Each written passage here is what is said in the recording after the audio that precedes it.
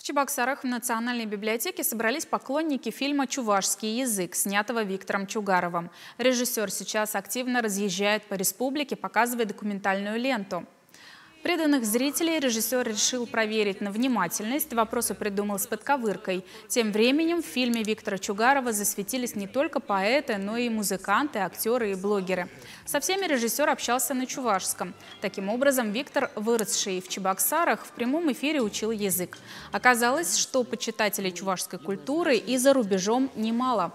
Уникальные респонденты нашлись в Германии, во Франции. Рассказывают, что чуваши, живущие за границей, чуть ли не плакали, когда слышали родные слова.